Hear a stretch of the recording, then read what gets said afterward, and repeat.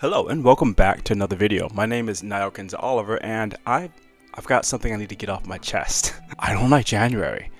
And I just realized that. I think I just realized that a couple hours ago. So that's why I want to talk about that in today's video. So yeah, strap in, get a nice warm drink, and let's talk about why I don't care for January, but I like April.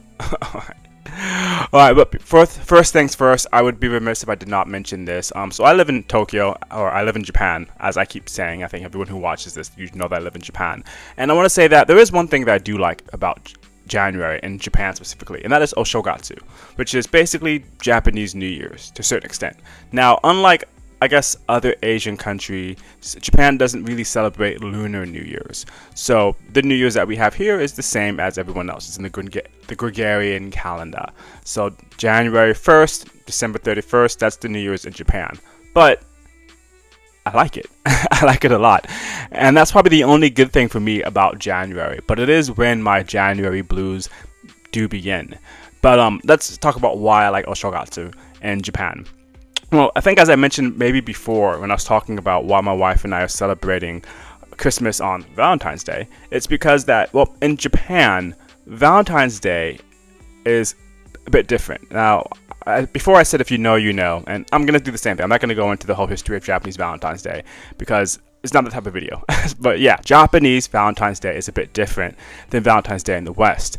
Now, that leads to Christmas in Japan for a long time being, I guess, somewhat similar to what Valentine's Day in the West would be, whereas it was more of a couple's holiday, particularly the eve of Christmas, or Christmas Eve, the 24th.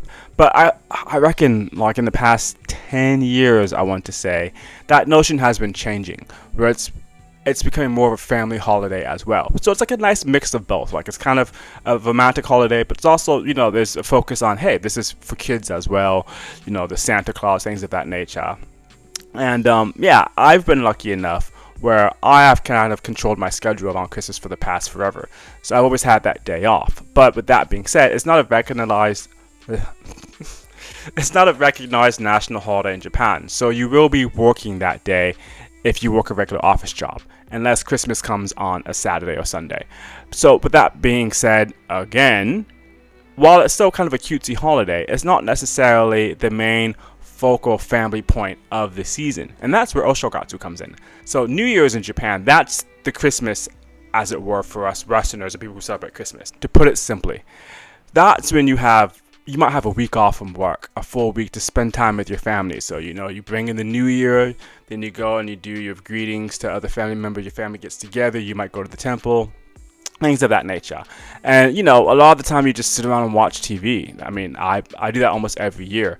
I didn't get a chance to go to my in-laws this year because I was sick, but my wife went, and then she came back. But we watched TV almost every day from the New Year's, so from January 31st until, I want to say, January 6th. She didn't have to go back to work until January 6th. So, and today is January 6th, actually. So, yeah. But, yeah, so I love Japanese New Year's, Oshogatsu. I love that. Let me get that out of the way. Yeah, because it's quiet optimism, but not loud motivation. Time slows down, but never resets. Alright, so let's talk about why I don't like January outside of Japanese New Year's. And yeah, I think the point of this part is going to be that it feels like a Thursday before the weekend, and that weekend never comes. Like the Thursday just never ends. And I think for me that's because, I guess firstly, the aesthetics of January here in Tokyo where I live. So it doesn't snow super crazy in Tokyo, not as much as it used to. But when it does snow, we might, for example, it might snow in the evening and we might have really pretty snow that falls down for maybe a couple of hours. But then in the morning, it's that gnarly slush that holds on for another couple of days. And I hate that slush. I think anyone that grew up somewhere where it snows often knows that slush is gross. And then for me, being someone from Florida who didn't see snow that much growing up, coming to Japan and then seeing snow not for the first time, but seeing snow, you know, more than I saw growing up, I don't have any issues with snow in itself, but I do not like that slush. I do not like the black ice or the gray, mushy, almost like frozen pea soup type of stuff. I don't like that because, one, it just doesn't look aesthetically pleasing, and two, it can be dangerous. You can slip and fall. I remember a very long time ago, I was in New York, and I believe this was actually January. I think I was in New York like January 2012. I believe, or was it 2011? I think it was January 2011, and I busted my behind on some black ice, and ever since then I've had it out for black ice. I had to go and buy new boots because my boots that I brought from Japan just weren't working. I think I ended up buying some lugs, and I bought them more for functionality and not for style because, yeah, I didn't want to have to eat face again in front of people in like downtown Manhattan. I still have some trauma over that, I reckon. But yeah, so just aesthetically, I don't really care for January and Tokyo. Maybe it might be different up in Hokkaido, it might be different down in Kyushu and Okinawa, but where I live in Kanto, I don't really care for the aesthetics of it as well. But let's go back to what I was saying about how it feels like a Thursday that just never ends. It's like time just slows down here, but nothing really happens. Now, this is probably an internal thing. I will say that. It's not something that I'm experiencing by looking out at, you know, Japan and the world at large and thinking, oh man, these things are dragging on forever. I think for me, it's an internal thing. It just feels like, yeah, nothing.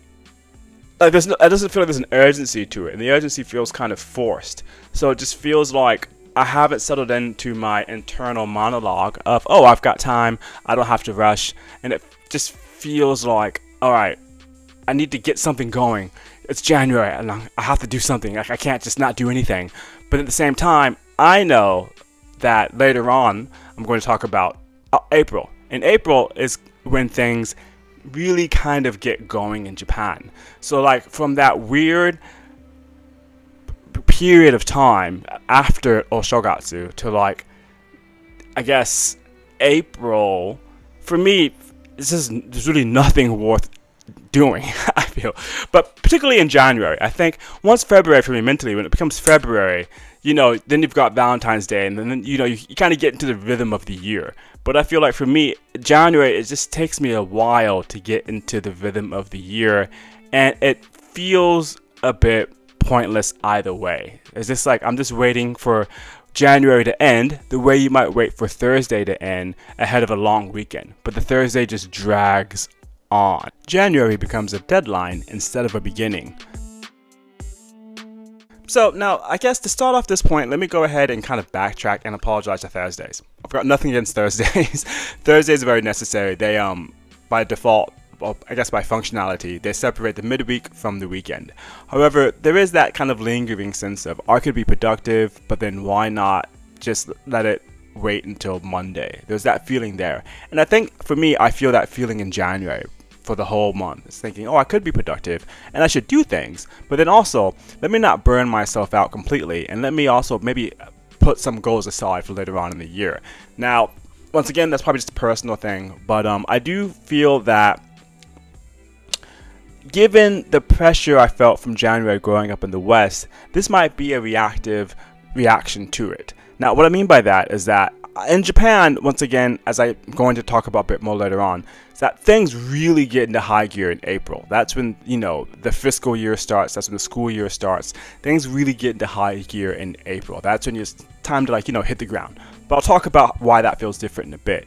But I think for me, as someone who grew up in the West and someone who still engages with Western content, whether it be social media content or it be content that I watch on streaming sites, or whether it be things that my friends and family who still live in the West share with me, I think that there's this collective pressure in the West to make January the best thing ever.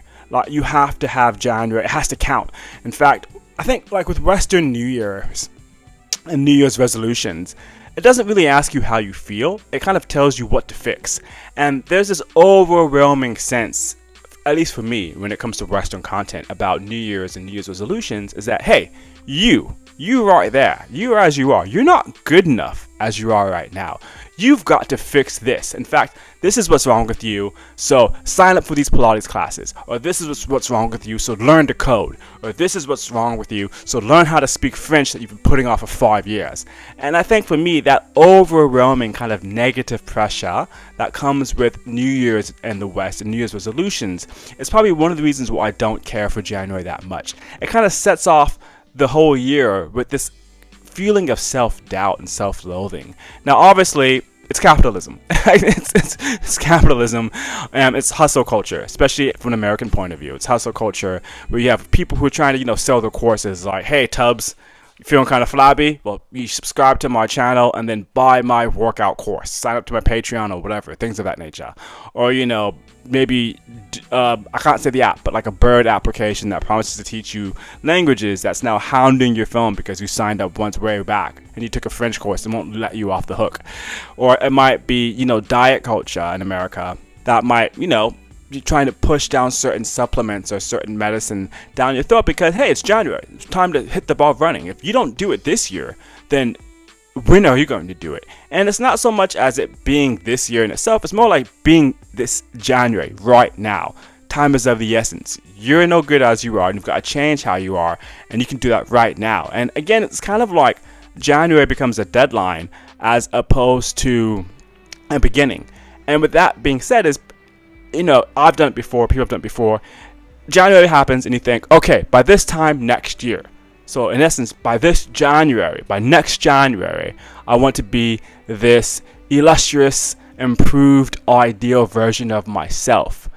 And why do you think that? Why do you have that goal? Well, because you're being told you're not good enough. You're being reminded of your own failures. Or you're being encouraged to find fault within yourself that you can improve. And then, of course, you want to set the goal being, okay, well, in 6 months to a year. So, a year from now, I'm going to be this perfect version of myself.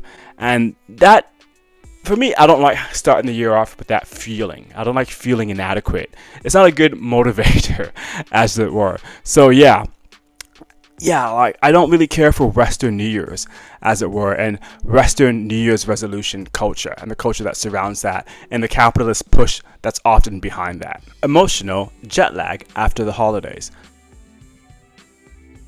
Now, this is kind of a bonus point that tacks onto the point I just made, but I think for me, there's kind of an emotional jet lag after the holidays. And what that means is that, one, I do need time to kind of decompress and de-stress from things that happen in December.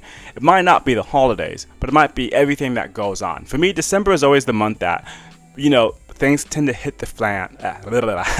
Things tend to hit the fan between September and December for me. Both my parents passed in that time frame. My dad passed in September, my mom passed in December. They both passed, relatively close to people's birthdays in the family than other holidays. All of our birthdays are between September and December. My mom and dad's birthdays were both in September. My birthday's in October. My wife's birthday's in November. My brother and sister, they have birthdays in November and December. There's just a lot going on. But there's a lot going on to the point where some of my own personal achievements and goals that I want to make during that time can kind of push back. But then I'm afraid to push them back too far because I don't want them to bleed into January. I think another thing, the inverse of January is that December does feel rushed. You don't want things to bleed into the next year. You don't want there to be a hangover, as it were. But there always is a hangover when it comes to January. So I guess that kind of goes back to the previous point about January becoming a deadline, not a beginning. It's a deadline for the beginning of the year because you have next January, that becomes your deadline for everything that you want to do this January. But then the previous year, January is a deadline because you have to finish up and wrap up that year by January. So no matter how you slice it, no matter how you look at it, January is always a deadline. So yeah, there's holiday emotional jet lag because I want time to rest, but now I feel unproductive. You know what I mean? I feel like I've got to push myself to get these things done, but then halfway through the month, I think, well, what does it really matter? Like, nothing's moving fast enough anyways. And on top of that, I might be dealing with, I guess the influence from Western media telling me that I'm crap as I am and I need to become better. Collective momentum, not individual pressure. Alright, now let's talk about why I like April, specifically in Japan. Now, for me, I think the older I get, I am starting to appreciate late March and April more. But I will say that there is one caveat. I have terrible hay fever. And I didn't have hay fever in America before coming to Japan. But I think 7 years into living in Japan, like full on, I got hay fever. So this is years ago. And on one hand, it's how you know Japan has accepted you. Yay! But on the other hand, it's not fun at all. The workaround is you've got to go to the doctors ahead of time, get your shot, get your medicine, you'll be fine. But if you don't have time to go to the doctors and get your shot and get your medicine, you're going to have a bad month maybe a bad month and a half. So yeah, you get your medicine, you'll be right, but you don't get your medicine, and it's tough. And like the over-the-counter medicine, it doesn't really work, and it's more expensive than actually going to the doctors in the long run.